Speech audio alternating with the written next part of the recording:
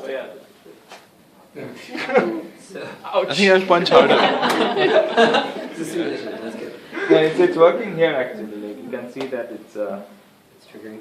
yeah, it's triggering. Like the cat is saying ouch here. Nice. The cat is saying ouch there.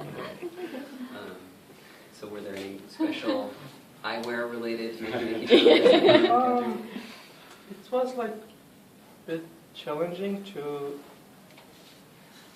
really like make these touch. You know, so this is what's happening. This is the mechanism. So when this like goes inside, this is when the connection happens. It's actually a button. Yeah, it's like a button. Oh. So yeah, you have like to keep the right distance so they don't touch each other. I don't know. Does that make sense to people how that thing works? Yeah. It's might be hard to see, yeah. So You kind of squeeze yeah. it so the two So the whole thing, like these two are like connected to like the space key, and this is connected to the crowd. So this is like I would say. So either eye has the same effect. Yeah, that's right. There's this non-obvious thing in a way, which is that it seems like this always MakeyMakey always is about touching something, so your body's kind of in the loop, but it doesn't have to be. Like in that case, it's two metal Also, things touching. I actually went off of that, and I was, right before we had broken up, I was thinking, like, because I saw that, you could actually use pressure sensitivity. Like, say, imagine this was conductive, right? And you have a grid here. Okay. Right now it's touching 1 or 2, but now 3 or 4. Yeah. Now all of them. Yeah. So you can make pressure sensitive, and also, so I was thinking a lot about ways, so I actually went to Eric like months ago and like scammed one off of him, and I've been playing with it.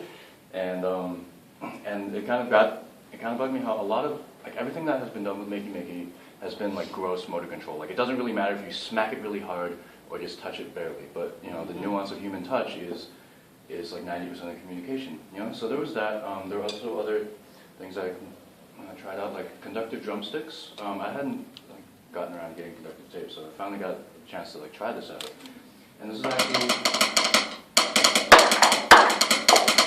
so like you can still, they're as responsive as normal drumsticks because the copper is soft and malleable and doesn't really, and it's thin enough that it doesn't really affect it.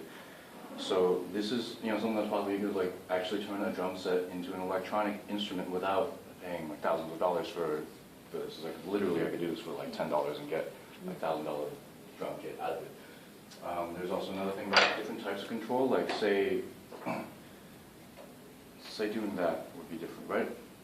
Right now that's all just one signal, but if you split it up into various different zones, then you could have stroke sensitivity to it. And the nice thing about, and so I had an opportunity to ask Eric about these things, and so like you can reprogram the MakeyMakey to do different like inputs, right? It's just basically 18 different programmable outputs, so they could all be Unicode and not interfere at all with the keyboard, and you could theoretically string together as many as could be powered on a USB port and have like 1,000 different. You could plug in multiple MakeyMakey at a time. It's true. Yeah, so you could. Because I didn't need more than 36 things at a time. But there are like. You could do more. No, but basically, so like this. So think of a pressure-sensitive switch that takes advantage of all like 18 degrees of sensitivity to it. Yeah. Use one MakeyMakey for that. Like the more advanced sensory inputs would require just more bandwidth in a sense.